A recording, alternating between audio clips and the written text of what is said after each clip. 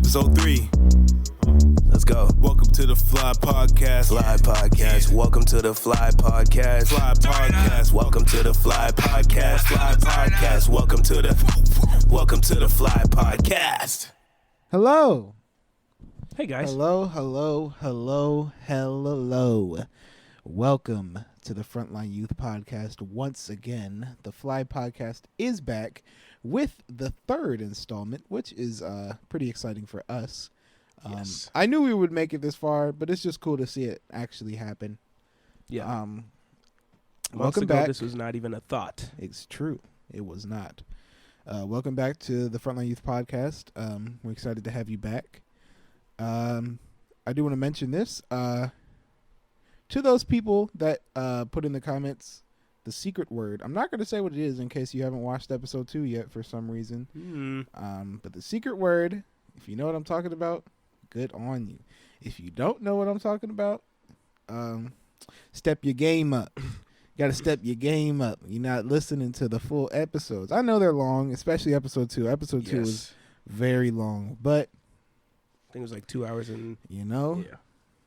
All of it was good. I mean, we're obviously very biased, but I would say it was good. I would as well. Yeah. I think some people who listen to it also would. It was exciting to see, like, after it had just released, which is, as of the time of recording, is yesterday. Mm-hmm. But people were talking about stuff that's, like, at the end of the podcast. Right. And I was like, bro, you listen to this whole thing. Nice. After outreach, I was trying to make a conversion. The people that were with us, I was like, yo, y'all got to listen to this podcast. And they're like, I ain't trying to just sit here and listen to y'all talk. I was like, just turn it on for like a minute. See if you like it. Turn it off. If you don't, go back to the music, whatever. But I'm pretty sure they listened to it on the way home because it was a long drive. It was an Impact team. Nice. It was cool. So, you've seen the title. Do you speak Christianese? And I can't say for sure if you've heard the term Christianese before or if you kind of know what that means. But if you've heard it before but don't really have a good explanation of it, we're going to try our best to explain that here. And Indeed. I think Elijah should go first. Okay.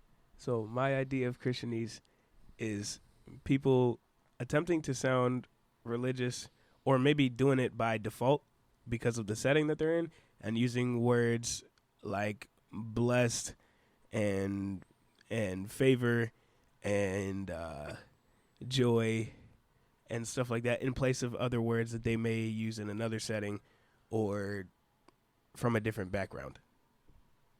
Yeah, okay. I think I have the same definition. In that, I guess the next order of business would be to explain why we're even talking about it in the first place. And I think, at least for me, I feel as though, like, having a different set of vocabulary that you use only when you're, like, at church, especially in, like, a religious and Christian context, can seem a bit disingenuine, you know? Yeah. Or, like, not really real. And so sometimes it seems like okay. Sometimes it's like, bro, you're just overacting. You're being extra, or you're acting in the first place. It's like, what are you doing? Right. But, there are some things you won't say to somebody who isn't saved or somebody who's, like, super new just because you don't want it to, like, come off weird. Right. Or have to explain it or whatever. So some things it might be easier to say, I'm going through all this, but I know I'm blessed to your homie in church because they know you mean, like, I have things to be grateful for. Everything is going good enough. Yeah. And I'll make it. But if you say that to somebody who maybe hasn't heard it a billion times, they're going to be like, bro, what are you talking about? You're blessed? Are you serious? Go back to homeschool. Yeah. I guess it wouldn't be fair to just talk about it without asking. So I'll ask you first. Okay. Do you think there is ever a point, or maybe even right now, that you spoke or speak Christianese? I think so, a little bit. Like I said a second ago, sometimes I might use it as an avenue of quick communication, of some kind of idea rather than having to do like a more detailed explanation. But I don't say, for example, I don't say like I'm blessed. I don't think I ever say that. But like maybe I'll say to somebody, yeah, I wanted to do this just to be a blessing to them, rather than saying I just want to be very helpful to them and make them happy or something. I don't know. It's like a little shortcut. But I think it's good to not say that all the time, or to where it will just lose meaning. Kind of like how people have done with the word awesome, where everything is awesome. Mm-hmm. And even though the word awesome means like deserving of awe. Right. But yeah, so I don't think it should be overused, but I definitely think I do speak a little bit of what some may call Christianese. Word. I guess for me, I can't really think of a time where I did. Honestly, I don't know. I usually just say what I mean as straightforward as I can, and I use the vocabulary that I use regularly. Like when I pray or I talk to God, I kind of just pray the way I talk, like right now.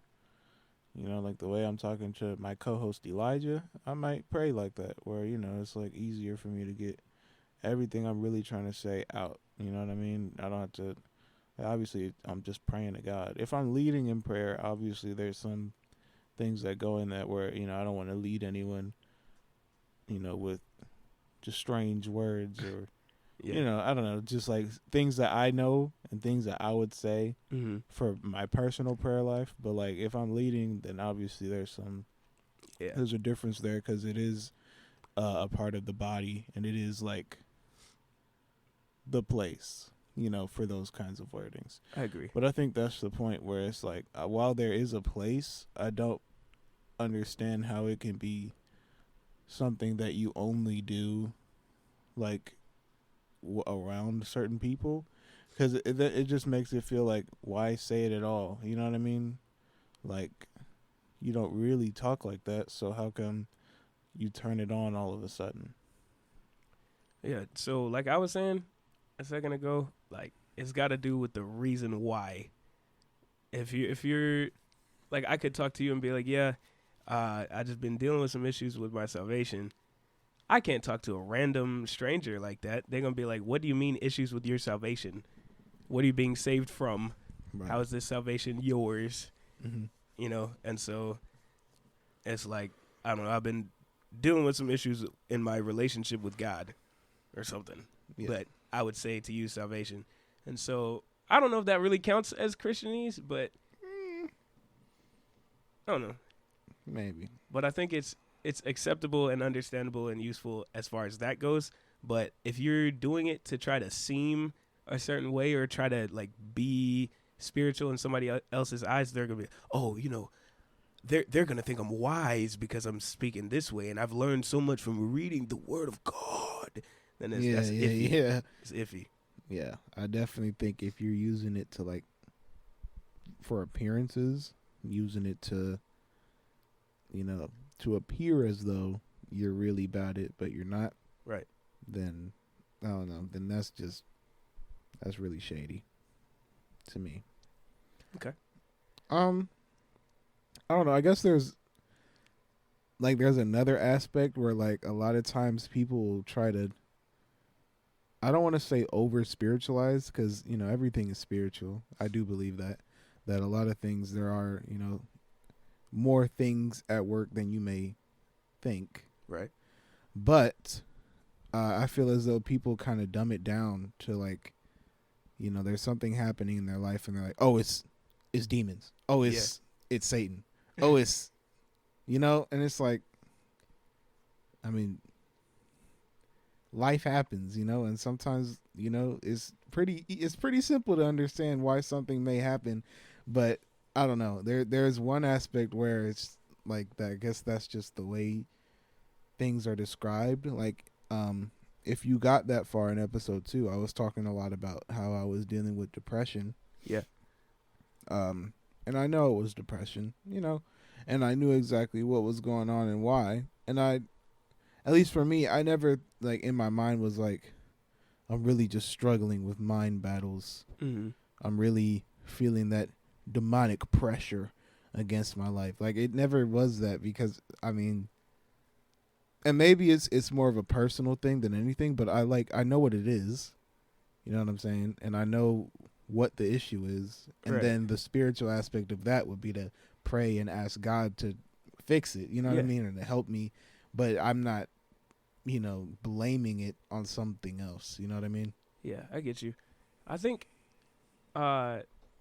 also, like, where it might actually apply when somebody's saying something like, I think the only time that that I know of, or the only good example that I can think of, is like if somebody's, they're going through a time of depression, but then they start having thoughts about like hurting themselves or others. Yeah. Like you really don't accomplish anything by doing those things, and maybe they feel like their life sucks because they're not living as happy as they want to, or the situation, circumstances aren't going the way that they want them to. Right. But you feel bad because you want it to be better. You want to live well. And so, I don't know, like ending your life, I don't think is a rational thought. I mean, yeah, it's a thought that will come to many people's minds. Mm-hmm. But I think that's where it might be like, yo, you know what I'm saying? Because like even the Bible talks about the devil roams like a roaring lion or whatever, seeking whom he may destroy. And so if you're in a real bad place, like mentally, emotionally, in a depression like that, that might not be caused by the devil and all his evil spirits, but that closing statement, like, okay, well, I should take my own life, so that now there's no way that if you take your own life, there's no way of fixing it, getting right with God or anything. So I think maybe that thought might be something that's a little bit spiritually influenced, but people spiritualizing it before, Mm-hmm. Yeah. like you were talking about with the depression in the last episode, what the causes were, you're aware with it, and praying to God is still helpful Right. in that situation, but it's not like you're being pounced upon by invisible things that are just trying to bring you down. Right. I feel like there's another aspect to it where it can almost feel as though you're trying to skirt responsibility. Okay. So like, let's say for example, I'm dealing with like bitterness or something, Yeah. right? Maybe. Bitterness or no, okay, here's a better one. Rejection. Okay. I'm dealing with rejection, quote unquote. I say quote unquote for a reason, because that's definitely a real thing where people struggle with rejection and not being able to accept love from others and things like that. But I'm talking about, you feel as though people just are rejecting you in life, like at the moment. Not like something in your past that you struggle with, but something that's happening right now to you. And you feel as though, it's unfair. People aren't treating you the way you feel you should be treated. And, it's like you're starting to feel abandoned, rejected. People don't want to talk to you anymore or whatever. Right. And you're like, I don't know. I'm really just dealing with the spirit of rejection. Right. You could say something like that. But then, I don't know, let's say you go to pastor's office and you're like, Pastor, I'm really dealing with this. People aren't speaking to me anymore. They want to avoid me. They think this, they think that. And then pastor has to tell you, oh, because someone asked you something in confidence, and then you shared that information with someone else, right? Okay. You gossiped with information that was meant for only you, that someone trusted you with, right? Let's say that. And then so now people don't want to talk to you. People don't want to associate with you because you're a gossiper, bro. You're a secret spreader. And it's not because of any demons. It's not because of any, you know what I mean? It's not like a supernatural afflictions. Right. It's the consequences of your actions. And I feel like what some people are those? Exactly. Some people don't see it as that. They would rather find some spiritual reason as to why things aren't going correctly when, we live, in the natural plane as well. Yeah. And those things have just as much an effect on you as spiritual things. And the reason that can be problematic is because somebody could, begin to place the responsibility on like these outward attacks that are coming against them and whatever. Yeah. And then they're just like super victimized. And so if they have been a causer that if they've played roles in creating these problems for themselves, Yeah. they're going to be like, no, these problems are only happening because, the evil spirits. And so then they won't do anything about it because they refuse to believe or refuse to act upon the fact that it was their actions that caused it in the first place. Right. Like, for example, I've recently started playing the drums for the church. And I remember the first few times, it was just, it still is actually pretty nerve-wracking. But, like, I feel like some people would say, oh, just because I'm just trying to do a new thing for God, the enemy has really just been causing my mind to run in different directions, and I just can't beat it, I know I'm playing bad because I'm nervous, but I'm just being overwhelmed by these spirits instead of being like, okay, I need to focus up and play good. And so I believe that's a pitfall for some people, and even like a recurring lifestyle thing where they won't get over a problem for months or years because they're continuing to blame it on something besides themselves when it is at least in part themselves. Yeah, I definitely think that. And kind of tying into that, like obviously there's the usage of, using spiritual things to explain something that, really is simple to explain in regular terms. Yeah. And then obviously before that, we're talking about the Christianese, where you kind of like, say words that sound Christian or sound real spiritual, but you're not really, I don't know, you're not really saying anything. You know what I mean? It's kind of just the right thing to say and not really what you would say. Okay. And I think there's kind of like a mishmash between those two things. Or like a kind of the next line of thought would be like where, and this doesn't even pertain to just people that are saved. We'll get into that later. Okay. But people who are Christians, right? Let's say that. And they have like these things that they'll do that they feel are helping them spiritually, quote unquote. And it's not really, you know what I mean? It's like, I guess the term would be like the kind of like what we were saying earlier, where it's like the spiritualization of something, or the over like dependence on things that kind of aren't what's important. Okay. It's hard to explain. So, like, for example, let's say, for example, you are not doing, I don't know, you feel like you want to make more money in your job, right? You're trying to get dollars. Yes. Yeah. That's or a great you're trying to, bless your life, if you will. Get some blessings. I use some Christianese pockets. there. Yeah. Blessings in my get pockets. Some blessings in your pockets. They'll rain it down, right? All right, so then, in doing that, what you'll do is, right, you'll make it a point, right, to like, I don't know, give like donations or something to some, like maybe a Christian organization, right? And, in your mind, you tell yourself that,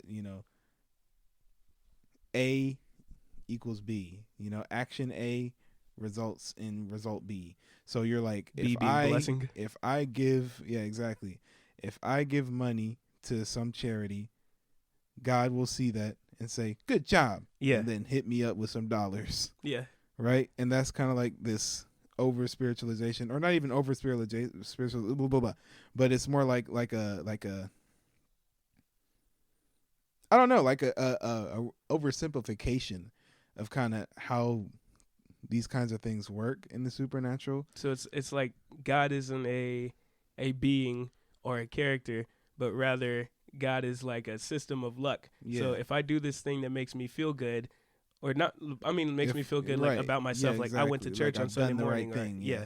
then I can use them like a slot machine and earn these. Mhm. When in reality, God gives, and another Christianese, or I don't know if it's a Christianese term, but people say handfuls on purpose. Yeah. That's something that we hear all the time. But anyway, God gives because he wants to. Each time that you are blessed by God, it's because he decided that to happen. It's not because you built it, you earned it yourself. Yeah. Exactly. And I guess that, like, that was a simple example, but there are so many things like that where, like, they will have these, like, I'm sure you guys have gone, I'm talking to you guys, the listeners, I'm sure you've gone into, well, it's weird actually. You've gone into like Ross Okay. and Macy's and these stores, and like in the back corner they have all these like mirrors and stuff to put in your house, and they always have this little section of Jesus candles and Mary candles, and it's like, what in the world? But I'm Creepy certain that people buy these, take them home, light them up, and then say, You say it like they're gonna smoke I it. know.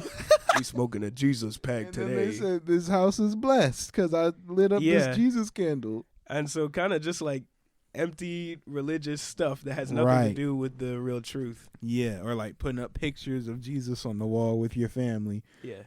Which is Okay, that's a little interesting. Yeah. Yeah. No. It's, Or like wearing a cross or something like that, where you feel like that's gonna protect you or Yes. something. so I don't know if it's come from like horror movie culture Yeah. or whatever. I've only ever seen a few horror movies. They're not my thing.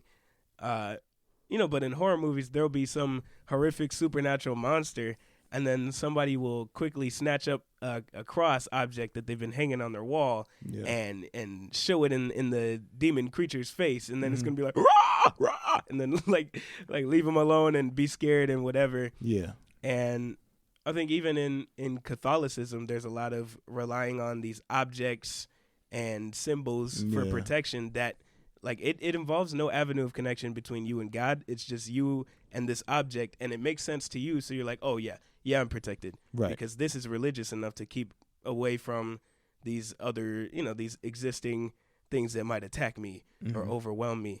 I've talked to people at school who will talk about things like sleep paralysis, and they'll be like, yeah, this I wear this cross on my neck, man, and I just know like God was protecting me because of it, and I was holding on to it, and it just helped me. But they'll say the same thing about some crystal that they bought at the mall, or just a Yeah. bunch of different stuff, and that kind of ties into, like we were talking about last episode, false doctrine. Mhm. And Yeah. so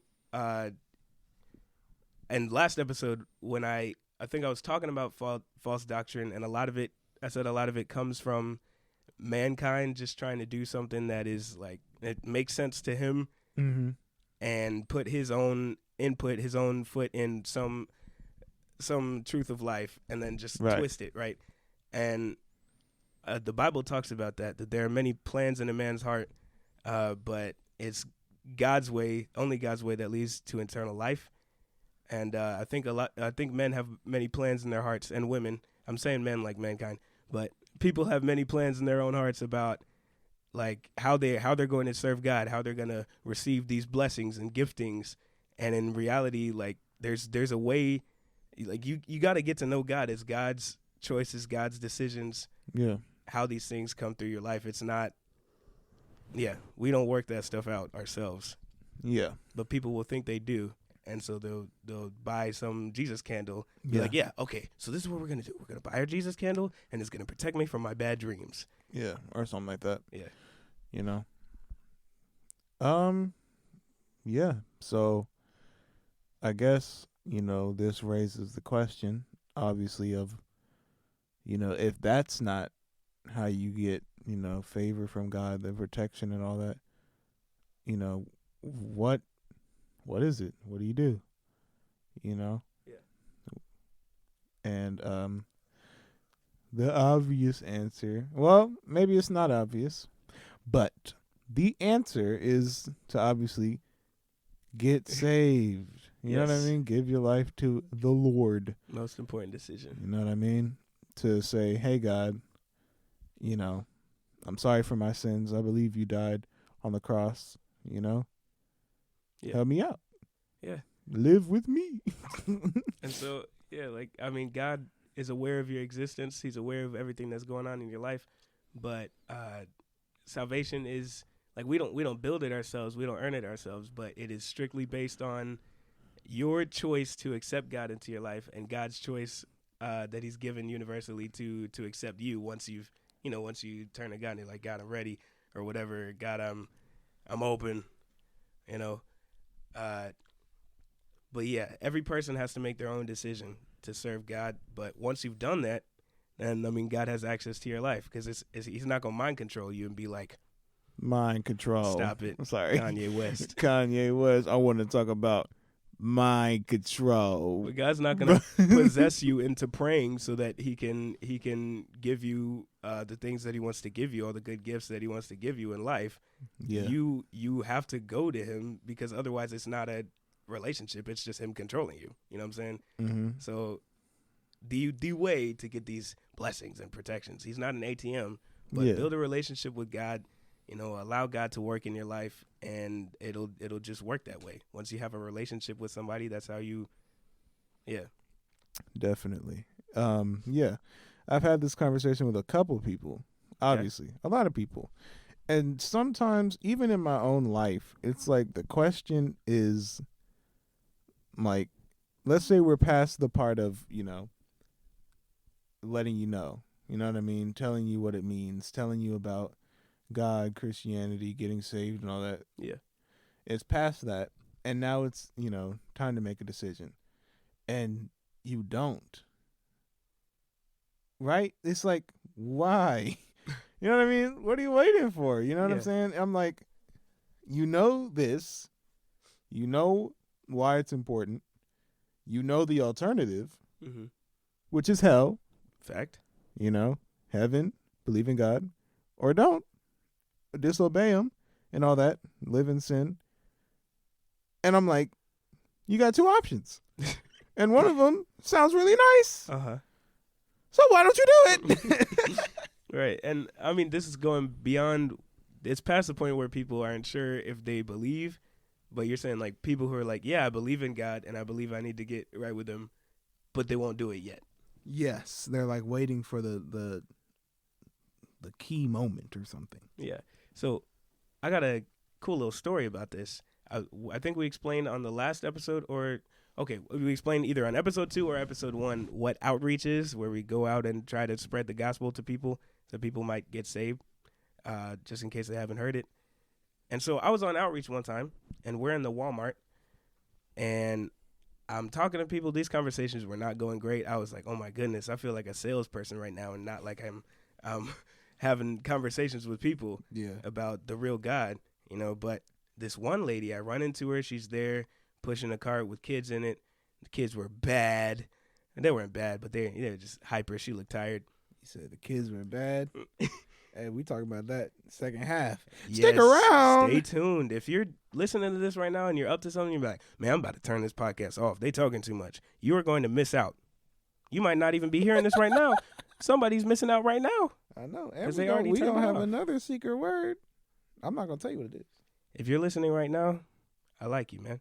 But if you're listening like further on, even better, even realer, huh? Anyway, so I'm talking to this lady in the Walmart, and dang, okay, my dog is asleep on the floor right now, and she is snoring. Yeah, y'all can't hear her, but she sounds real cute. Hold on, right I now. might put her on the mic. Immediately goes silent. Bro, this dog she speaks English. Probably. Anyway. Yeah. So I'm talking to this lady in the Walmart, and it just comes to my mind to let her know, like, hey, it doesn't matter what people may have done to you or said about you in the past. The way that people might see you, the way that you see yourself is not the way God might see you. Like, God looks at you with love and is ready to forgive you as soon as you're ready to let him in your life. And I was like, yo, God can transform you, and you can be forgiven of anything that you've done. You know, salvation isn't God. The same thing we always tell people. Yeah. And she starts crying. Word. Not like, ooh, but I mean, there are tears rolling down her face, and she's just looking at me, and it got awkward because I'm like, what? Oh my gosh. Like, what is going on? I didn't say that, but I'm in my head like, what is going on? Is she like on drugs? I'm like, bro, oh my Lord. And so I didn't start acting crazy, but she was just looking at me for a minute, and she's crying. I'm like, okay, well, maybe this hit deep or something, but then she changes her mind, and I could see it in the look in her eyes. And she wipes her face and she's like, well, yes, and that all sounds great. You know, I do believe in God and everything, but I just think, like, I'm that's not really what I need right now. That's not where I'm at. I was like, what do you mean? Like, God is available at any time, obviously, but we don't know what's going to happen tomorrow, tonight. Why not get right with God right now? Mm-hmm. Obviously, it has some effect on you, but she wouldn't. And so we start talking a little bit more. And she's like, all right, well, it's been really great to talk to you and whatever, but I've got to go. And she's speed walking away, and she has like this little, that sounded like condescending. She has an angry look on her face as she's walking away. So I don't know really what went through her mind, but she made the decision to be closed off, at the end. Her final decision was like, no, right now is not the time for me. Even though I do believe in God, I'm not ready to give my life to him for whatever reason. Yeah. And that's a really common trap that I think a lot of people fall into. Yeah. I don't think that everybody is super aware of it. Like, God wants me to get right with him, but I'm not going to do it because I'm doing my own thing. Like, that sounds stupid. Yeah. However, I can think of times where I've had the same thoughts myself. I'll make some mistake, have some issue, some failure, and will be like, I need to spend some time getting right before I go talk to God again. I can't pray right now. I need to get saved without getting saved before I get saved. I've done that. Yeah. And it sounds stupid, but it's super. I know where you're like, you know, I should probably ask God for some forgiveness. Mm-hmm. But then you're like, wait, I can't do that yet. I gotta stop doing it. Or something. Or you're sinned. I'm on a 24-hour timer until I can ask God for anything. I know. I've sinned in the last 24 hours. I'm on a cooldown. Yeah. And it sounds ridiculous. My repentance meter is loading. Yeah. I'm reloading my forgiveness weapon. No, and it's like, well, I know I've sinned, and God's word says that he is faithful and just to forgive any who would humble themselves and call on his name and confess their sins and all this stuff. But I don't I can't ask for forgiveness for my wrong because I've done wrong. I know. It's like, what? Yeah.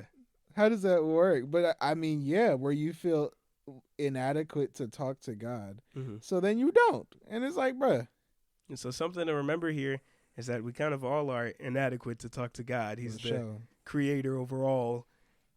But just like we said before, his decision to forgive you, to take you in, is his decision. He wants to. God is not a machine, so it's like, oh no, I didn't use the machine properly, so now it's never gonna work. No, God is. People say this is a cliche. God is a God of second chances, but it's for real. Second, third, fourth chances.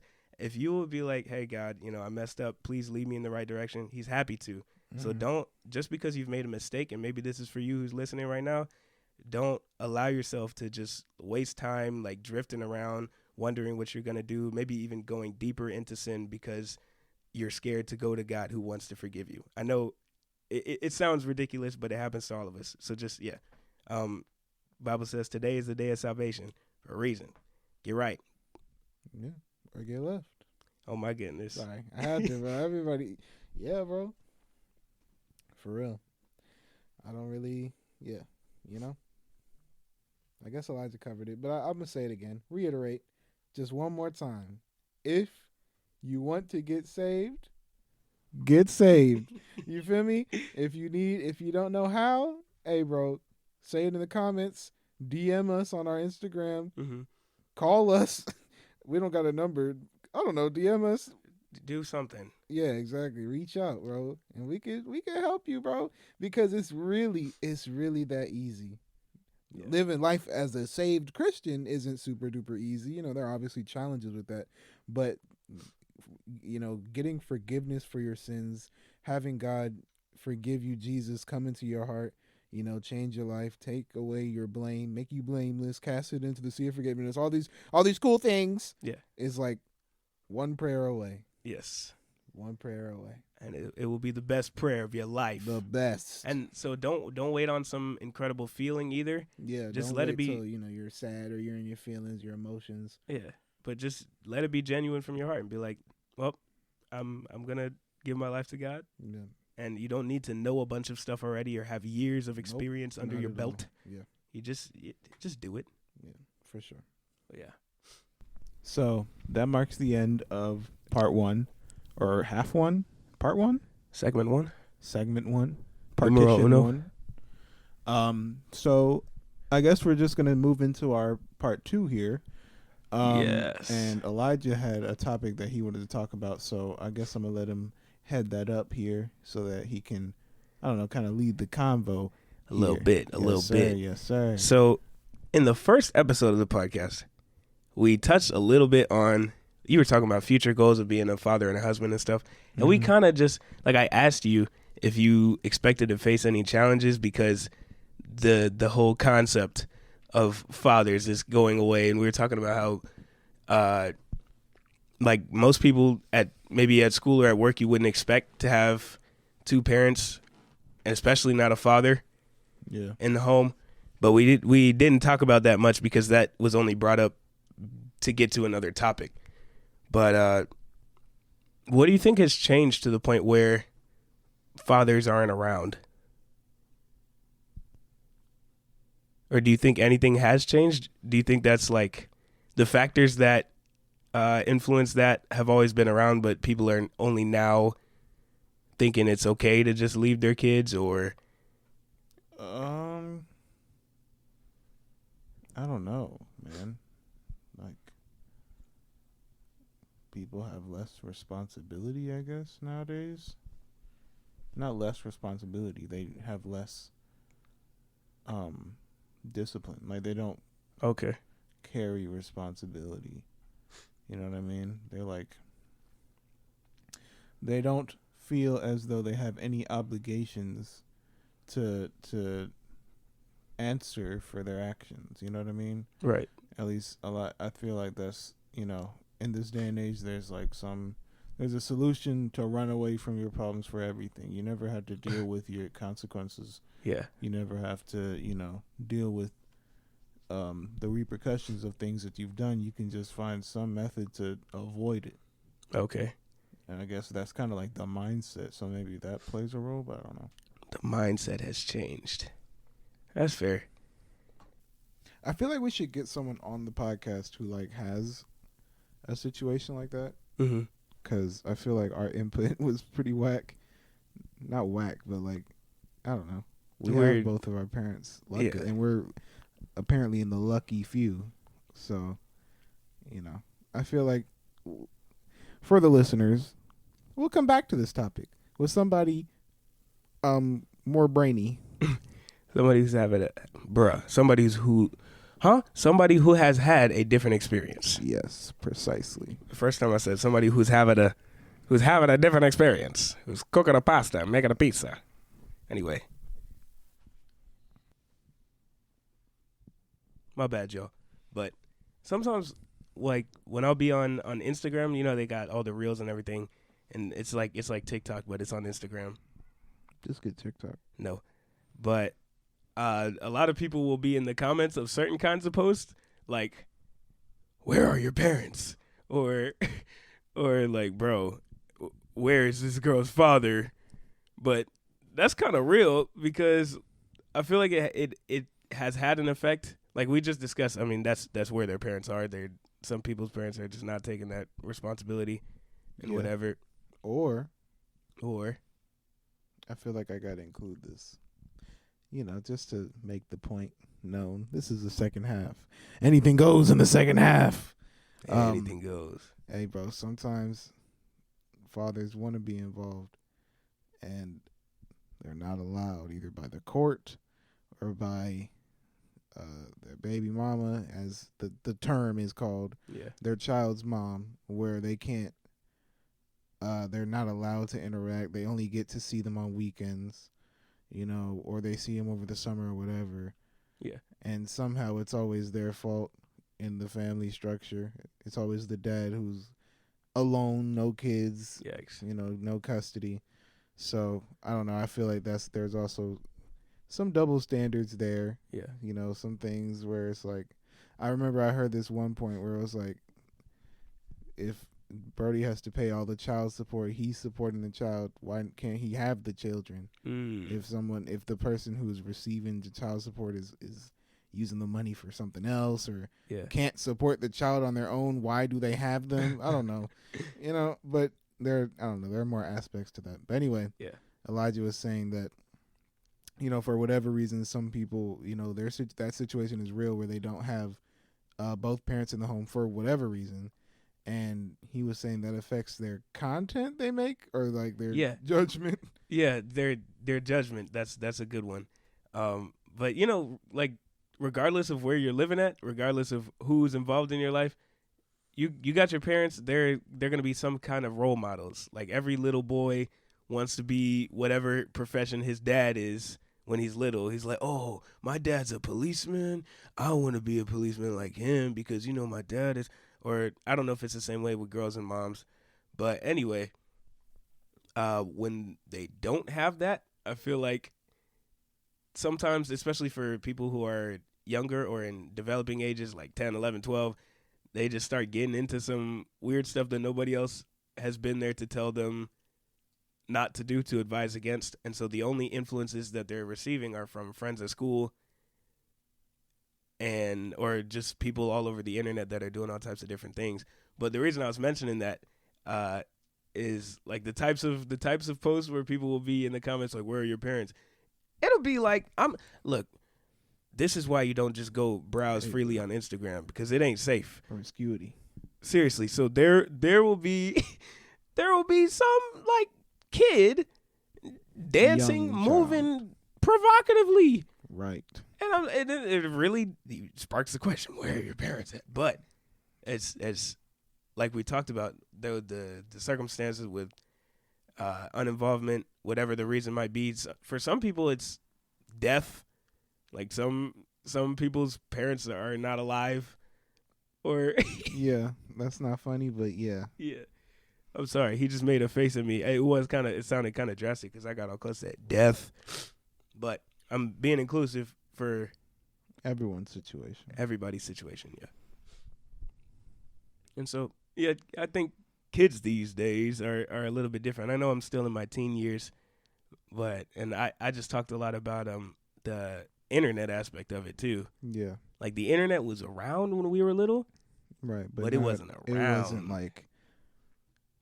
like it's funny because I remember back in my day, when I was a little bit younger, and I would like see my little cousins, and they're like posting videos to YouTube, and I'm like, first of all, how do you know how to do that? And second of all, who let you post this? Yeah, you know what I mean? Like, obviously the videos were fine. They were just like videos that me and my brothers would make, but like, no one ever saw them, so they're fine. But it's like, now this is in the public eye, and this is a little bit crazy, bro. You know what I mean? And kids don't have judgment. Like, they could be posting your house address. Oh. They could be posting your family living situation. They could be posting, who knows, bro, evidence or something. I don't know. But, or speaking on subjects they really don't know about, but it's just like somebody saying something. It's like, okay. Connectivity age. Yeah. It was kind of crazy to me. The other day we had a bunch of people over, and so sometimes, like, when all those couples come over, they'd be like, dang, we need something to do with these kids because they're loud and bad. And so they'll send them over to the other room where the TV's at and just put on some family movie. And so anyway, I'm in there monitoring these kids watching this movie. It's called Escape from Planet Earth. That movie was great. Anyway, one of the scenes is going, and this kid thought it was funny, and he was like, "Oh my gosh!" And pulls out his phone and records the TV on his phone, and then like all the other kids are like, "Oh, he has a phone," and then they're asking him to like show them the clip that he just recorded on his phone when it's on the screen in front of their face. I'm like, what is going on? I never got a phone until I was 16 years old. 16. Isn't that crazy? I'm 16 right now. I know. But it was weird for me because I was 16. But I wasn't in high school. I graduated already. Yeah. So I'm out of high school. I'm about to go to college, and I've never had a cellular device before. Uh-huh. Pretty weird. Nowadays, the average age for a phone is like birth. 10. Okay. Oh, 10, okay. That's another thing, and I'm gonna use the word that's dangerous. Treacherous. Malignant. Yeah. Perilous. I like perilous. Yes, sir. Another thing that's perilous about the tech generation is that sometimes when a parent is really busy, especially if they're a single parent, yeah, then it's going to be easier to just put a device in your child's hand than try to like keep them entertained and happy just by talking to them, taking them around with you. Because I mean, like, you got work, you got things you got to take care of, you get tired. And so if the kid can be entertained by the stuff that they're watching, then great. But what happens is, I think some kids will end up raised by the stuff that they're watching, and maybe not necessarily by their parent. Right. And not saying that the parent is malicious for that, but I think it's an accident that happens a lot. And it can be avoided and should be avoided because, man, them early years are important. And if you spend all your early years, I don't know, watching people on YouTube doing these pranks and stuff, you're going to end up like one of them, be in the Walmart, oh, you want me to leave? And it's like, bro, degeneracy. That's true. I don't know. Things are different, and then people will do things just to do it for a camera or for clout or whatever. Things that we never ever had to like think about. We would never do something ridiculous in the hopes of getting likes on a post somewhere, you know? Yeah. Because that wasn't a thing. Or when we were about those ages, the only thing out was Facebook and MySpace, and I wasn't using any of those. I used Facebook, actually. I did use Facebook a little bit. That's tell proof anybody. that he's old. Don't tell anybody, That's bro. proof that he is. Stop it. Ooh. Antique. But I guess that does raise not the question, but it's like, why do we feel we could speak on this? You know what I mean? So we have to go back, I guess, to kind of what our upbringing was like. Okay. You know? Right? Yes. I'm not skipping steps. No. All right. Yeah, this is on our list that we have that you guys can't see.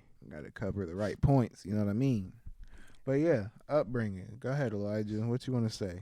Questions or something? Yes. So I have a question. This isn't exactly on the list. Forgive me if the question kind of messy. I don't think it will be. But what are some things from growing up that you think were key in your development? Oh, like off rip? Yeah. Situations or a certain kind of treatment or maybe just different experiences that you learn from. Okay. That might not be the same in every home, but were very beneficial to you or very impactful to you. Okay. This one, I say this one often. It's not really it's not a deep cut or anything, but it's I don't know.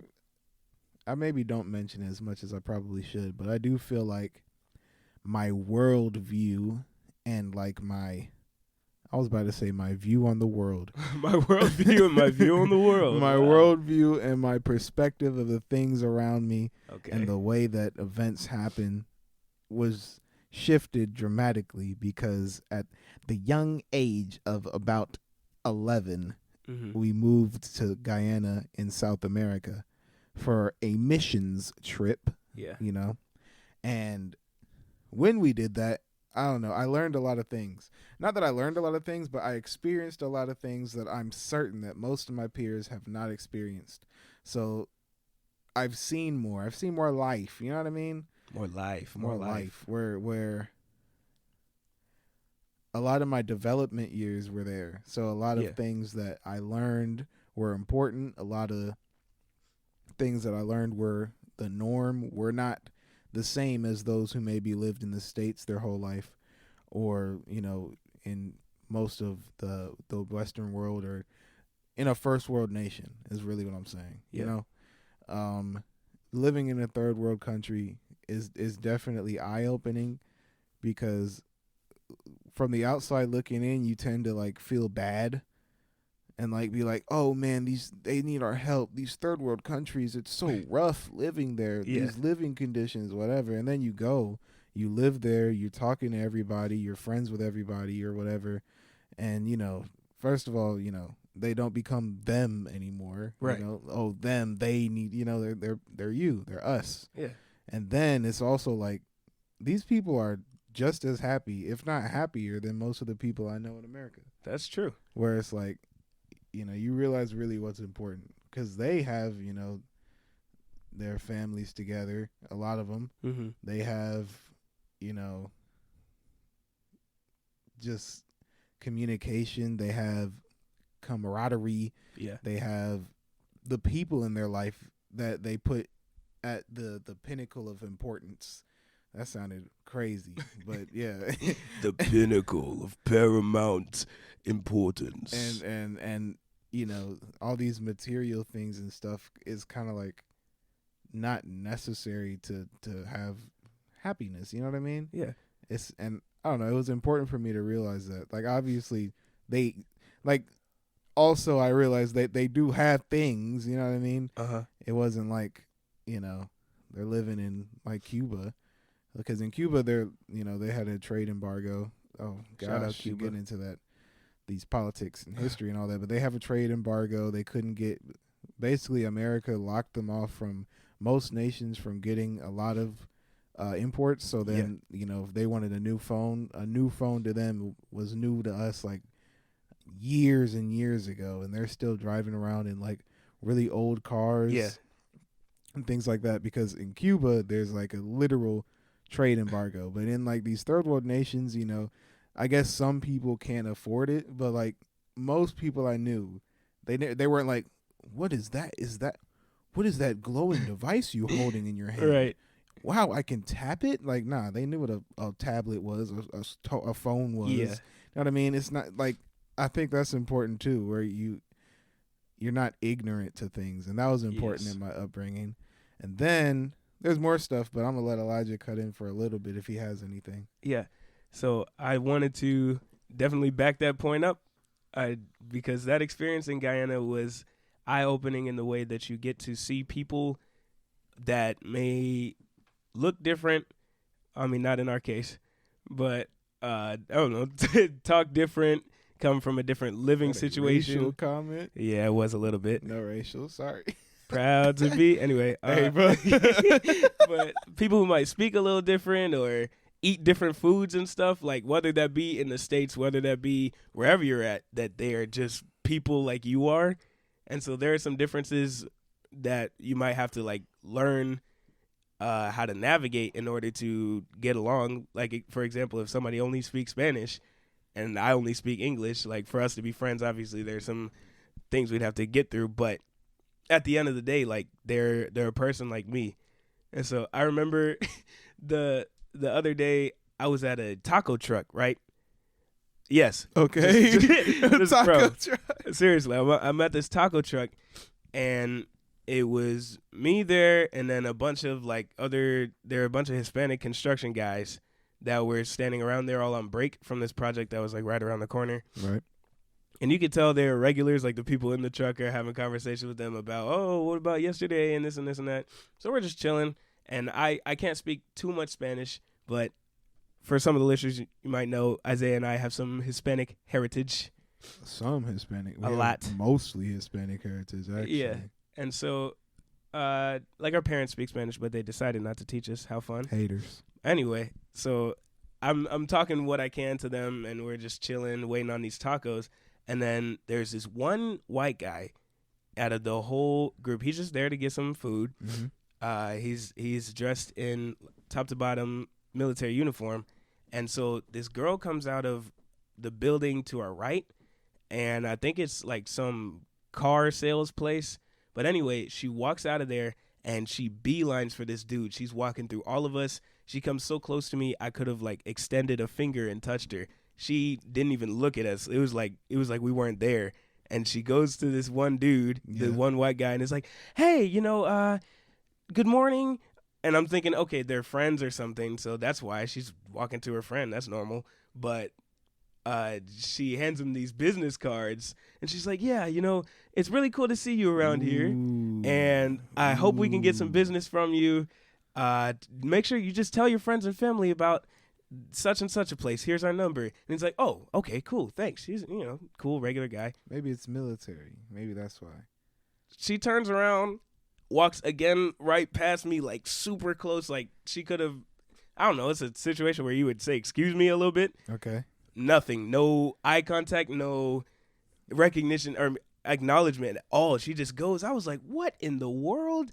And so I was talking to Mom about it in the car, and she's like, some people are just like that. Like they're not even what? They're not being malicious, but they like people who might speak a different language or look different or come from a different type of background. They just don't see them the same way. Like they don't even think about you because like, what does it have to do with me? I don't know, man. I don't know. Like, I don't want to get into it super deep. Yeah. But, there are some situations that I've experienced. Not that I've experienced. Well, yeah, that I've experienced, but I'm not going to talk about those. Mm-hmm. I know we're talking about childhood development, but okay, maybe. I might get, okay.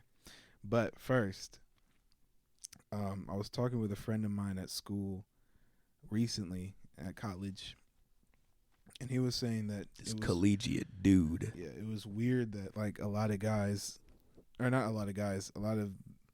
he was talking in particular about like sorority girls that he knew. Yeah. Where like their mindset was incredibly privileged, I would say. Mm-hmm. So then like they would go to like, let's just say for simplicity's sake, they would go to a restaurant. Yeah. Okay. Not like a fast food restaurant, like a quick restaurant where you order up front. But like, like to most people, maybe you would say, "Hey, good morning, Okay.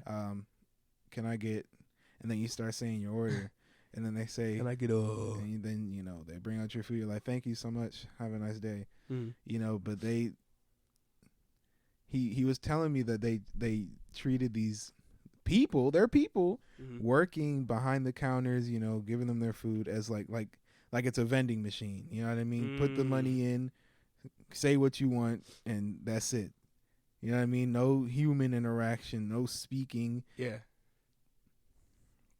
I don't know. I guess that comes with a lack of development and interaction as a youth. I mean, some people talk to Alexa more. I'm talking about the automation, the AI. They'll Sorry, talk to guys, them. if you're playing this out loud.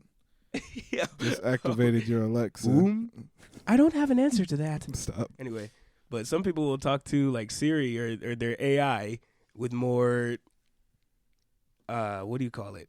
With more grace, not grace. With more decency. Yeah, exactly, decency. Like they'll talk to an AI more than they would talk to an actual person. You know what I mean? They'll talk to an AI, say, "Hey Siri, can you please tell me," like you just said please to your phone. Yeah. Or something like that. But it's like you can't say please to a real person because I don't know. Right. It's like, hey, bro, I might get into it. I think I will. Okay. Not right now. I got some other things. So did you have anything else you wanted to say? I think it might have to do with the fact that they hear Siri, Alexa talking however they do, and they demon within their what they deem within their mind brains, yeah. that it's like, okay, I approve. Alexa, Siri, I think they're worthy of conversation with me because they talk in this way or whatever. Like I when we first moved to North Carolina, I had to get my attitude right because I would hear some of my teachers talk with like a super country accent. Yeah. And then assume that they just didn't know anything because the stereotype of a super country person that I had known is just somebody who like lives in a barn and doesn't go to school, but it ain't much, but it's honest work type of person. But that was just out of ignorance. Like with as much experience as I had with different things in the world and Guyana and stuff, I didn't have any like super country experience.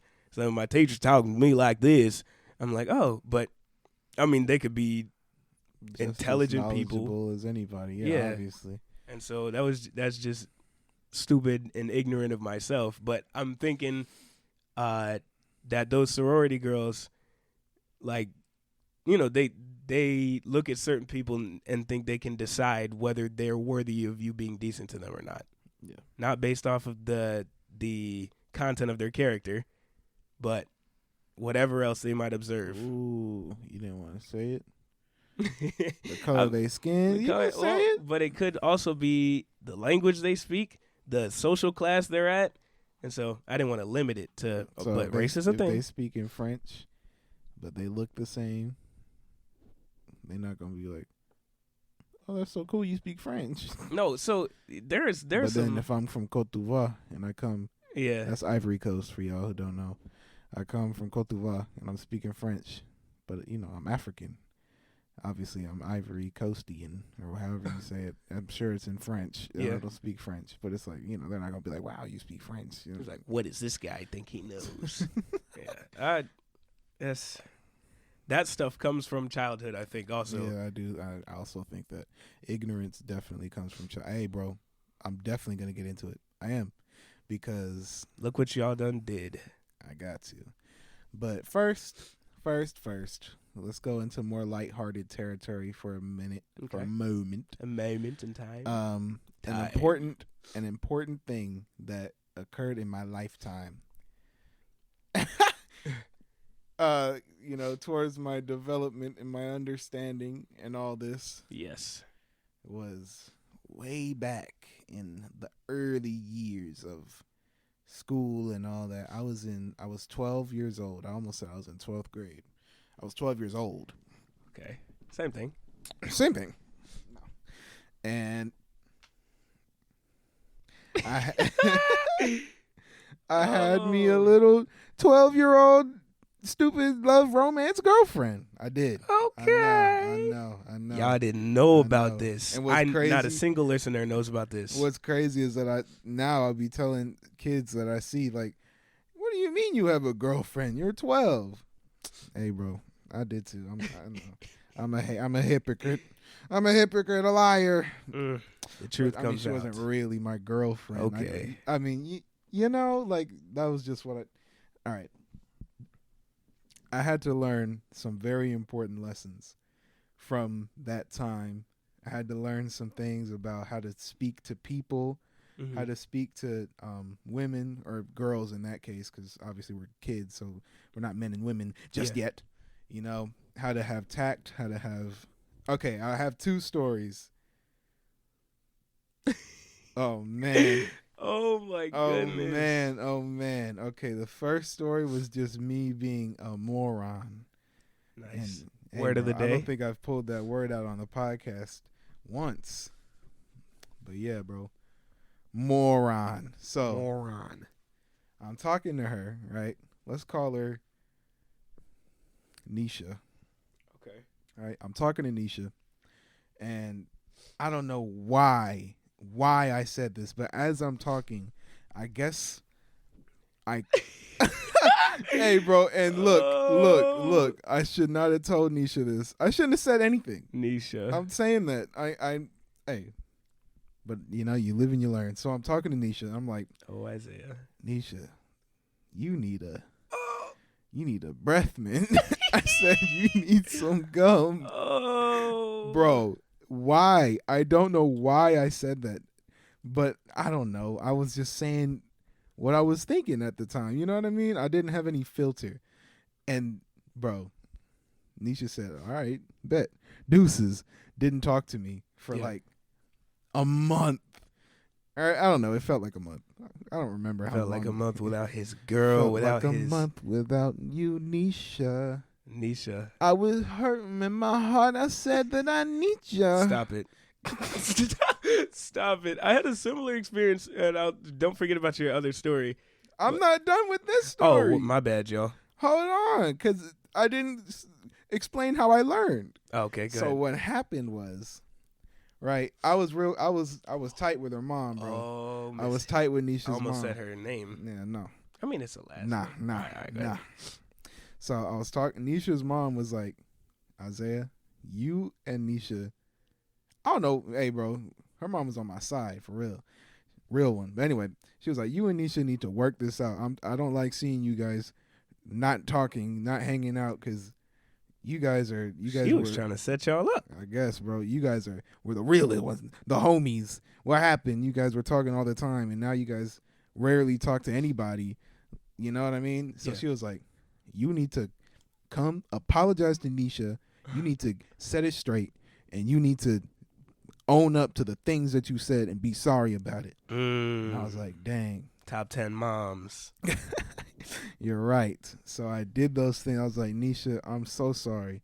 Obviously I didn't mean to hurt your feelings when I told you that, and I'm sorry that I said it. Can we be friends again? Because, we were just friends. Sure. Next story. It will come later. Okay. So, and then, that was important. It seems it's goofy, but like, imagine I did that later in my life. Yeah. With my wife or something. I'm talking to my wife. Hey, dang, honey, babe, you need... ugly. Oh!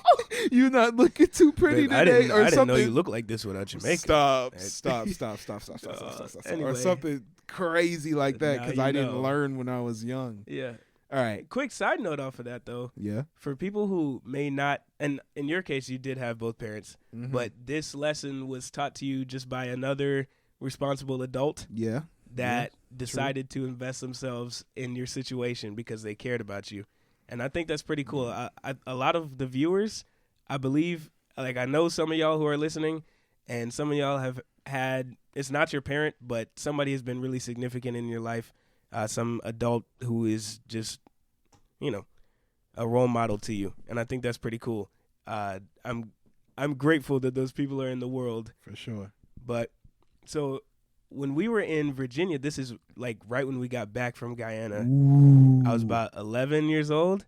Okay. Wow. And yeah. I was 16 then.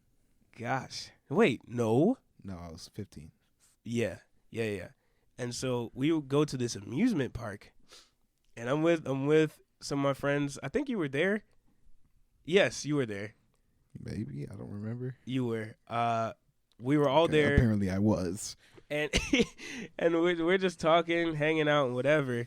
And so I'm walking with my two friends from the church, and they were older than me, adolescent. They got these little mustaches going on, right? Listen. Just two dudes, two homies, and they start pointing them out. I think because it was like a water park, and maybe the water was highlighting it a little bit. And he's like, "Hey, bro, you got a little mustache going on." I don't think I had anything going on, but they're like, "Oh no, those are the good old days." Okay, for the listeners who heard, was it episode 1? Episode 1. Yeah. Okay. Anyway. Still don't like his mustache. Anyway, they're like, "Oh, well, you got a little mustache. Oh, blah, blah, blah. You look like a grown man now or something." And one of my friend's sister, she comes over. Oh, no, Elijah. Yeah. Oh, look. Oh. And so she gets in on the conversation. And, bro, okay, some girls, like, they got a little bit more hair than I guess they would expect. And it's not even weird. Like, she don't look weird. She didn't look like she had a mustache. But she was talking about everybody's upper lip. And then I look at her and I'm like, "Oh, you actually got a little one going on. You got a little bit." Elijah. And she laughed while we were there, and so I didn't even think twice about it. Then I think it's like 3 days later, Oh my gosh. they're like acting strange. Her and her mom are like looking at me crazy and like looking mad still, and I was like, "Uh-oh, what did I Shout do?" out. Oh, No. okay. Wow, Isaiah almost got himself in trouble. No, I was just gonna say shout out her mom Oh, okay. being a real one, sticking up for her. Okay. But then I'm like, what's going on? This is like, I didn't do nothing. I thought we were just cool like 2 days ago. We were joking and laughing. She Mhm. wasn't really laughing. So Ooh. then dad comes around and is like, hey, you know why they're looking at you like that, right? And I was like, no. Was there some kind of misunderstanding? He's like, bro, they said you said she had a mustache. I was like, oh no. I was like, but she was cool with it. He Oh said she my was not cool with it. She God. cried. And I was like, for real? My bad. I was like, dang. No. God. And so I just had no idea. It was. I remember. Yeah. Didn't she start waxing her lip after that? Oh no. Ever since that day, she waxed her lip. Oh no. Oh, bro, Elijah. Oh no, guys, I messed up, Bro, man. what did you learn from that experience? It's similar to what you were saying. Like, Don't just say anything. yeah, especially because so it might not even be that big of a deal to you. Like, Yeah. you'll be talking to me and be like, "Dang, Elijah, bro, you need to go get a breath mint or something." No, I'm like, you need "Oh," to go cut that mustache off. and then I'm like, "Oh, Oh, word." he don't want to say nothing. Okay, But you All talk right. you talk to a girl and you say something like, "Oh, I don't know, you got something stuck in your hair." He thinks I'm dirty.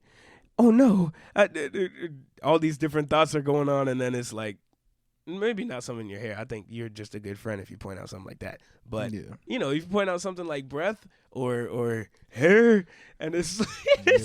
it becomes like a major life thing, and so that is something I had not come to terms with yet. The vast differences. Forgive me, y'all who are listening. It's Bruh. better now. It's better now. Bruh. But oh man, Yeah, bro. I don't know if this is controversial. I don't think this is controversial. I think it's important for us as guys to know that there are differences when talking to girls. For me, it's women now. You know what I mean? Stop. No, it's just okay, bro. Where I hear that? You can't just. Y'all ain't girls. He wants you to be his woman, not his girl. My bad, bro.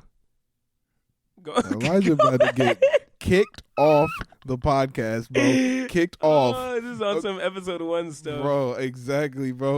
Oh, We've ascended. We don't do that anymore. Okay, anyway.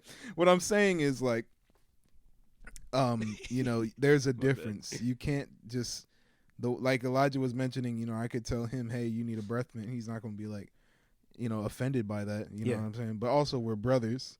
That's so true. there's that, but also, if it was my boy, he wouldn't be mad either. But there is just a difference in the way that you speak to women in that sense, and it's not because of any they're just softer, and it's just there's a difference that you need to know. Yes. If you're a young man listening to this, or an old man, and if you don't know this by now, hey bro, you got to figure that out. Where you got to understand there's some tact that you need to have when speaking to the opposite sex. Yes. That is a fact. So the next episode that we're going to record, is going to have some ladies on there. Maybe y'all should talk about that just a little bit. Just Talk a about little. what? Mustaches? No, dude. What? No. Sorry, No. that story was crazy. What they think the differences are, like in the way, like the reasons maybe for the way you speak to, just to have a lady's perspective on it, rather than just the two of us talking Do about they how, talk to us different? Yeah. We don't know.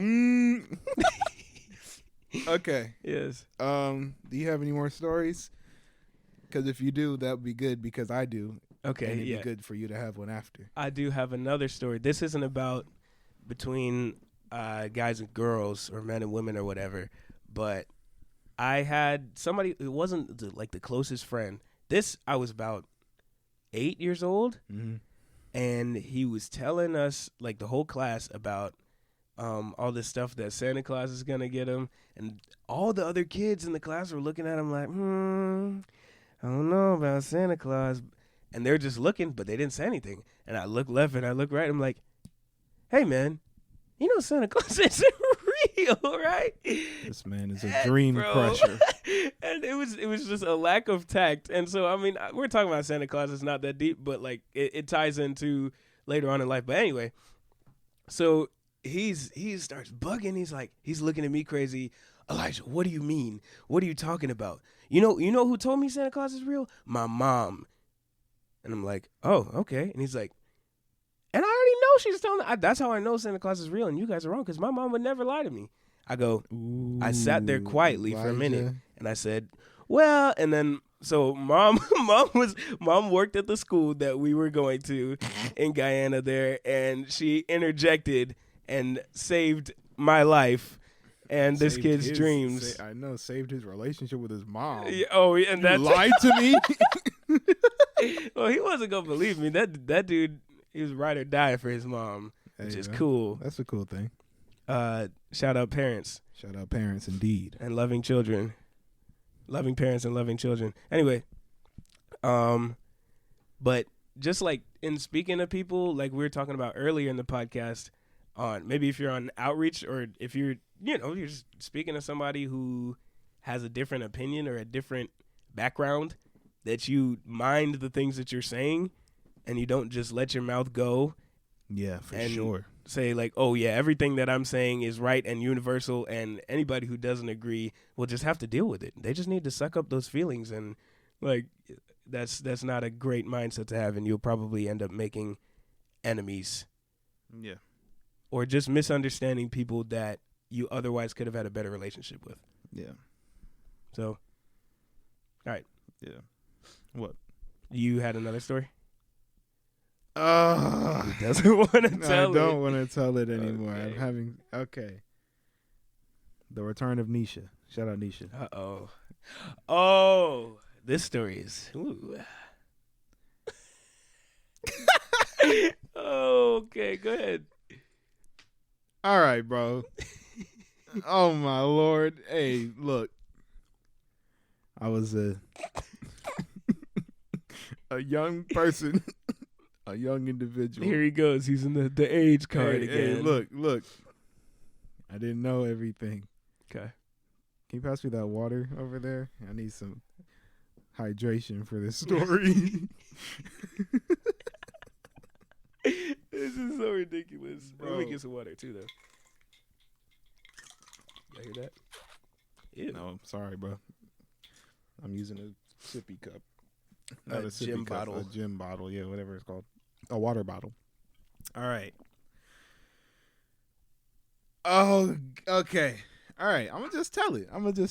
I know you guys are like, Just gonna tell what us. is it? What's the story? Fine, I'll tell it. Oh. Also, secret word. Right now, random secret word. I'm Bongo. looking around. Of course, it's bongo. bro. Bongo. I don't know. That's a little bit too conspicuous. Bongo. Yeah. Conspicuous. Can you Bon- spell? Can y'all spell that? Conspicuous. Google it. Yeah. How do you Google it if you can't? No, it'll work. There's a little voice thing. Or yeah. Conspicuous. That's the word. That's the secret word, not bongo. If Do you not paused it and wrote bongo, that's gonna look real conspicuous and as the wrong one. this time though, don't just comment the word conspicuous. Use it somehow in a sentence to where people will be like, "Why are these folks using conspicuous in their comment?" Yeah. And they won't know if they're not a real one, like you, who's watched this far. For sure. Also, try to make sure that your comment, maybe try to talk about the episode so far or Yeah. what you're thinking. I know you probably don't want to say anything yet because you want to hear this terrible story. That's why he started this whole conversation. I know, He's I'm stalling. stalling. I just All right. now realized. All right. All right. Nisha. Me and Nisha. Nisha. Her total real name is Nisha, by the way, guys. I still talk to Nisha to this day. To this day. To this day. Fun fact. And her mom. We had the same birthday. You know, Nisha and mom Nisha. Anyway. Nisha's mom. Oh, yeah. All right. So Yes. me and Nisha were young individuals. At some point in history. Right. Learning about our lives. Whoa, no, it's not that deep, bro. We're children. Okay. Calm it down. Okay, so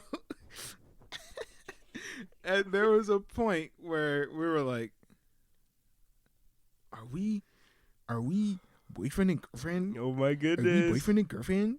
We're like, yeah, I think we are. Hard. Whoa. You trying to be Nisha for the story? I think we are. Stop, bro. Okay, so I was like, oh wow. And so then Oh wow. what's crazy is, hey, I'm gonna tell this story for real. I'm gonna tell this story for real Oh, because my I got tricked. I got roped into it. Roped. But I didn't say no. Listen, we were watching some YouTube video. Of course. Looking at YouTube. Of course. Nisha gonna say, "Hey Isaiah." Hey Isaiah. Hey, What? Isaiah. What'd I do? Stop. You are not Nisha. It's not me. It's me. I'm Nisha. Okay, Nisha. So Nisha says, "Hey Isaiah." Nisha says, Hey, Isaiah. and I say, "What does Nisha want?" I turn. I look at her. I look at her in the face, right? And I'm like, "What's up?" Immediately, no warning, no second thoughts. She gonna kiss me on the mouth, bro. Okay, bro. Nah. You're not Nisha. You're not Nisha anymore, bro. I'm not. I was never Nisha. She was. Wait. Okay. So Okay. Nisha kisses me. Yeah. Mind you, we're young. We don't know what we're doing, bro. We're just being stupid. We're like, this is what they do in movies, and this is what they do in TV, and whatever. This is what we're supposed to do if we're boyfriend and girlfriend. This is what we're supposed to do. Shout out movies and TV. Yep. Shout out movies and television. We might talk about that in another episode. That's a cool concept. The effects of media on your brain. I'm stalling again, but I'm gonna keep. Hey, bro. Some shows, don't watch them. Yeah. If you're like, oh, but everyone's loving Euphoria. I love Euphoria. Hey, bro. It ain't for you. Sorry, bro. I'm so sorry. We gonna leave it right there. So anyway, Y'all ain't hear that, bro. that became a thing that me and Nisha did often, where it was like, you want it? And we I'm sure, I don't remember, bro. It was a while ago, but I'm sure we called it the thing. Want to do the thing? Want to do the smoochy smooch? The smoochy smooch. No, it was like Cloudy with a Chance of Meatballs. The Sam Sparks and Flint Lockwood. She actually had like this phrase she would say, where she would like she would be somewhere, Nisha, like somewhere. I guess I almost said, "Who is Nisha?" I'm so smart. So stupid, secluded, right? And And she'll like beckon me, and she'll be like, "Isaiah, come here right quick." First of all, I thought I'm that's burned into my brain because I've never heard anybody say "right quick." Come here right quick. What is that? Right. So anyway, that was out. Hey, bro, I knew what was up when she said that. Smooching time. Oh. Anyway. What? This is such a stupid story. Okay, but great. I learned an important lesson from this story. That's why I'm telling it. One day, me and Nisha were called into her mom's classroom. Oh, Oh, this story. Lord. We're like, what's up? What's going on? And then Nisha's mom's gonna be like, you guys were kissing in the library, huh? I'm like, how did she know? How did she know that? We covered our tracks. Stupid. I know, it's so goofy. But there she was like, yeah, it was on security cameras. Got him. Apparently, yeah, they reported us. Got him. What a snitch, bro. Anyway, important. Hey, I'm glad you snitched. But I wasn't glad then. So we got called to her. And think about this. Think about my brain. Think deep. I'm caught on camera kissing this girl, Nisha. Oh, yeah. I'm talking to her mom about it. Her mom? Why couldn't it have been the security guard or something, bro? Something less awkward. I was thinking you were afraid because there's footage of it and you got parents who would be like, what? No. I'm talking to her mom. I didn't even think about my parents yet. I was like, no way she's going to tell them. Yeah. You know? So, and her mom's like, you guys are, you taking big steps, don't you think? Putting your lips on each other's lips. That's how she talked, bro. So funny. Funny now. It wasn't funny then. And she was like, I don't know, maybe you guys were holding hands or something, but what is going on? You understand this is like not some big, that's adult stuff. And you guys need to take some time to think about this and that and that and this. And I was like, dang, no way. I couldn't believe it. I walked away dejected. That's for real. And it gets worse. Oh. She tells my mom. Oh. My mom worked at the school as well. Oh. And my mom's like, we're going to have to talk with your father about this. I was like, no way. No way. I'm feeling it as you're saying know, it. It's man. sinking. And I'm just a kid, bro. I don't know what I'm doing. I'm just kissing Nisha. He knows what he's doing. I know. I did know. And then it would be worse if they're like, Isaiah, you're not supposed to do that. Don't you understand? You know, we don't have girlfriends and boyfriends. Yeah. All right. You know, you need to get a job first. Come on now. You know, you're too young to be, you know what I'm saying? All these things will be like, I'm sorry, Dad. I'm sorry, Mom. No, that's not what they said. I actually don't think I've heard this part of the story. So much worse. They said, Isaiah, do you know the Muffin Man? Sorry. What you've done? Ooh. I'm like, what I've done? Kiss Nisha. Oh, my goodness. And they said, nah. You have stolen Nisha's innocence. I'm like, I what? I did what? Huh? They said, yeah. Do you understand the gravity? Like, this isn't just little kitty stuff holding. You took something from her. I was like, no, I didn't, bro. Yeah. And I mean, I don't know when that was. That was maybe in the afternoon, the early afternoon. Yeah. I cried till I went to sleep. And not cried like, bro, bawling. I was bawling my eyes out. I was covering my whole body with covers. I didn't want anyone to see my face. What kind of crying was it? What reason would you mad you got caught? I was because I really did like Nisha. Yeah. And I was like, I did that to her? No, bro. And I was like devastated. Yeah. Devastated. I really was. And it sounds so silly now, but then in the moment it was like, I have done a terrible thing. That is real. Right? And I don't know, that's stuck with me to this day, where it's like, no matter what, you know, because I'm getting to that age where it's like, it could be real. You know what I'm saying? It's not some fun relationship. You know what I'm saying? It could be real. And I have to understand that, you know, there have to be boundaries. There have to be. You can't just skip boundaries because it's something that you want to do, or because it's something that seems cool, or something that everybody else is doing. Right. You know what I'm saying? And I'm not saying like, you know, oh, you've done it, you've done this, you've done that, so it's too late for you or whatever. I'm saying that you can, you know, set those boundaries up for yourself. Maybe you didn't respect them before. I didn't respect them before.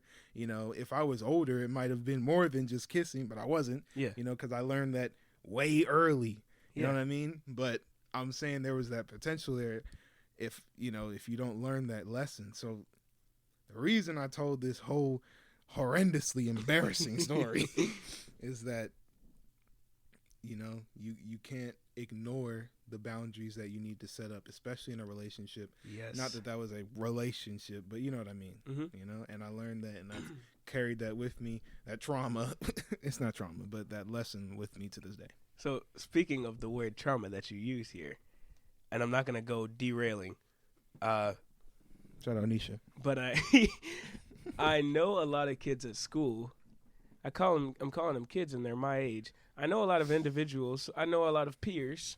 Word. That I may have been in school with that will hear that story and hear like of how the adults were treating you, how they talked to you about it. Like, for example, they'll say, well, she tried to kiss you, you know, and your parents said you stole her innocence, and you know, they're just wait. You're right. No, I'm playing. no, but and it's like I think that's a little bit overboard. All you guys did was kiss, you know, and they're trying to make you feel bad about it to the point where you cried all night and blah blah blah. And now you got to change your whole life about it. Like, I think, and they'll not just have that opinion, because I mean, have a different opinion. That's cool. We could talk about it. But it'd be like, yeah, this is why I can't stand my mom, because and anyway, but it's interesting how culture has changed a little bit to where if you told that story to somebody, one of your peers, another young person in today's, at least American society, they'd probably like flame you or your parents and be like, hey, what's wrong with them that they would even say that? And so to you and to me, it's like, okay, this was a great, important lesson. You know, now I know to have boundaries. I'm glad I learned this. I maybe wish you could have learned it a different way without having to tell that embarrassing story. Bro. But you know, like things that are, what's the word? Intimate, like that. Stop it. He just made a face at me. But especially in a relationship, like it's not just anything to play with. You know, it's not like you can just throw it around. And that lack of reverence in today's society, he's doing the Let My Mind Speak again. Hey, okay. Reference to episode 2? Yeah. Anyway, but like you were talking about how some people don't really have that same responsibility anymore, to where it's okay for them to leave their kid. It's okay for them to, all I did was have a kid with her. I don't see why we got to talk and stuff like that. Like, so I've had people at school, they'll tell me, like, what is, like, why wouldn't you just be down for whatever when you're at a party or something? Why wouldn't you just, you know, go to the room with some girl and just see what happens? Or why don't you, you know, if it's what you want to do, why would you stop yourself from having fun? This is a conversation I've had with somebody, because they told me about something from a party and asked me what I thought about it. And I was like, I don't know. I was like, I don't know if I would have done it. Yeah. And they're like, well, if it's what you feel like doing, you know, regardless of the consequences, why wouldn't you do it? You're going to stop yourself from being happy and having fun. And I was like crack. Great example. What if smoking crack? That would be fun. And then it ruins my life. Right.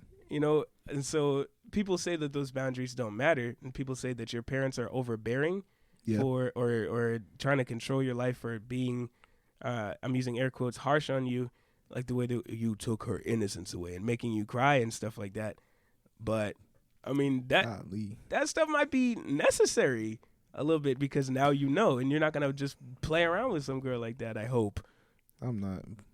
That's burned into my mind, bro. Yeah. Shout out parents with those burned in mind quotes. I know. Shout out my parents. Shout out Nisha's mom. A real one. Doing the right thing and telling my mom. Oof. I know. She could have not done that, but she did what was supposed to be done. Yeah. Yeah. You know? Great Childhood. in the end. Things are different. Children are being raised differently. Maybe you're in a situation where you feel like your parental situation isn't the greatest. Mm-hmm. I would say, well, one, you need to establish a relationship with God, the Lord. Nice. Obviously. Everyone likes to, you know, he's the good father. Who you are. You can have a father. He's a father for the fatherless. if you need that, go for it. I've always thought that phrase is kind of corny, but I'm also, flexing on y'all because I have my dad. Sorry. Stop it. Sorry. And in the Bible too, there's Old Testament, New Testament. God is always like, he'll be scolding his people because he's like, bro, how are y'all doing all this stuff, but you're not caring for this widow and this orphan? And so even when people don't really see you like that, so people will think that God is harsher and meaner than people are, and people have compassion because they understand you. God understands you. He sees you and cares more about you than a lot of these people around you do. Yeah. If your parents, maybe if you got parents and they might not even be the best role models, or you don't know, I don't know, you got parents that may have left you or something. Right. God cares about you in a real way, and God knows you need role models. God knows you are a person with value, and so yeah, definitely do get to know God. Yeah. And then the next thing I was gonna say is, a good environment to have a lot of responsible adults. Yes. And stuff like that is church, believe it or not. School also, your counselors are there to talk to you. I don't know. Some of these teachers, they tripping. Anyway, go ahead, though. Teachers, yeah. Counselors, though. Okay. Counselors are usually pretty good, but it depends. This is a little bit controversial, but, obviously you know yourself, but don't let, a counselor maybe try to medicate you or, what is it called? Prescribe? Nah. When you tell someone they have a condition or a disease or something. Diagnose. Dang it. Don't let them trying to beat you diagnose to you. it. Somebody if they want to give you some advice or whatever, that's good too. But obviously know your boundaries in that. And then also in church, obviously there's your pastor that you can talk to, and then men and women that are in church that have been around and have experiences and would love to share those with you, talk to you, be there for you if you need them. That's a great place for you to find, important adult figures that you need in your life. Yeah. And with that, I think that marks the end, the close of episode 3. Do you remember what the secret word was?